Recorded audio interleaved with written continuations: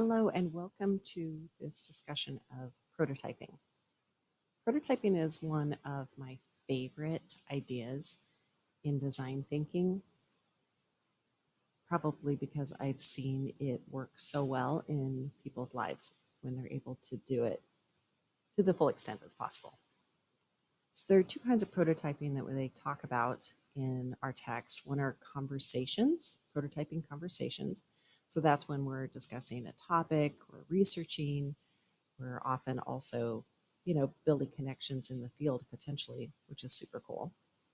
The other one are prototyping experiences, and I think those are a little bit harder to understand. So that's when we're trying or doing something that's related to our ultimate end goal. It's also a way of problem solving where we try to find out as soon as possible if something's not going to be a good fit for us. It's called looking for a fail. And it is a fantastic way of, just actually getting down on the ground and seeing if the dream is everything we think it should be. This can be a bit confusing in some of our assignments because as we're talking about both conversations and experiences, I find that sometimes students think of the experience part as being their report on their experience of the conversations that they had, but they are two separate things. A prototype is a quick, rough draft production to see if you're headed in the right direction. Prototypes are created early in the design process to try out different ideas, to find problems before you pour in too many resources. So I had to share this, the Porsche 918 Spider prototype. You can see all the different things that they're trying out and all the different testing that's going on in this scaled down vehicle versus what they finally came up with. Prototype conversations are a great way to do research and start building connections with people in the field you want to enter. For instance, if I wonder if being a lawyer is the right career path for me, I could have a conversation with a lawyer, ask what they love and hate about their job, what does a typical day look like, and really just trying to find out, does the job fit my idea of it in its everyday activities? And if I can, try to figure out what are the best and worst parts of this job according to somebody who's already doing it. Prototype experiences let us explore living our goal. It's an opportunity, as our text says, to experience what it is really like by watching others do it, or better yet, doing some form of it yourself. I've underlined that part. This is where, if you can get to it, where you're actually doing the work, that is ideal. Prototype experiences allow us to learn through a direct encounter with a possible version of ourselves. So instead of wondering if X is right for us, the prototype lets us experience it instead of theorizing about it. For my lawyer career prototype experience, I would job shadow, I would sit in on a couple law classes, volunteer at a free law clinic, or try to get an internship. Prototyping life plans is just such a cool design idea. And here's an example I have. What if you thought you wanted to be a nurse? You got your master's in nursing, and then you found out you actually didn't like nursing at all. So this is a true story. Happened to my neighbor. She didn't get enough prototyping experiences in nursing while earning her degree. When she started working, she told me it's hard work. Like, she's talking physically difficult. Right? The patients are grumpy. The doctor is rude to me. The hours don't work with my family's schedule. So now she has paid for and spent years in school for an MA in nursing that she isn't using. What makes a great prototype experience? Your experience should teach you something useful to help you solve your chosen problem or answer a question that you have. Try something, see if it works for you, or if you can cross it off your list because it doesn't work for you.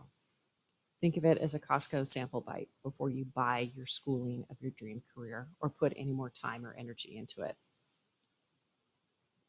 Ideally, try not to think of the prototype experiences as being an attempt to affirm that your dream is the correct one.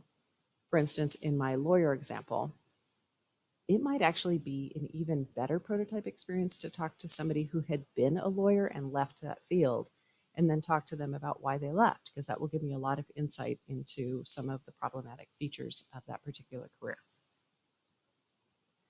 Ideas mentioned in the book are pretty traditional: jobs, shadowing, internships, and those are amazing. Speaking from experience of talking with students who have been able to get internships, it has really helped them turn their ideas around in some cases, which has saved them a ton of time and money. You can volunteer to do something related to what you're working on. Sometimes you have to get creative about that, but a lot of groups are looking for volunteers. You can sit in on a class related to your topic.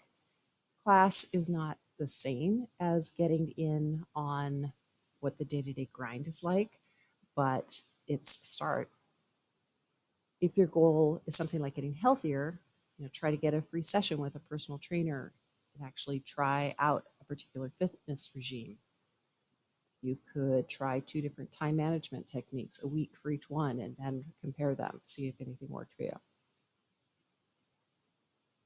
If you are wanting to get a feel for what classes are like in your field, you can check out Coursera.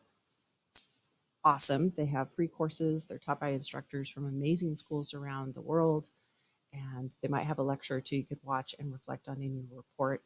They're free. The classes I've taken are parts of like full semester courses, but it's typically fine to drop in for single lectures. The only time you have to pay, in my experience in Coursera, is if you're wanting to get one of their certificates that you completed the course. But they're super cool. I've taken Coursera courses from Princeton, from Rutgers, from the University of London. It's very cool. I highly recommend it. So I'd like you to challenge yourself given the limits of your life. Choose a prototyping that's going to challenge you, give you new insight. For that reason, prototyping with someone you already know super well or spend a lot of time with, like a roommate, a parent, or a lifelong friend, is not really going to give you the new perspectives we're looking for. It's acceptable for this assignment, but why not go for it and spend your time the best you possibly can? In our new COVID reality, or for those of you who have incredibly tightly scheduled lives, I know that prototype experiences might be harder to complete. And if this is your situation, you can write a detailed plan for a prototype experience you would like to do if COVID wasn't a factor. It should include the specifics of the person you would need to contact and what types of things you would hope to experience.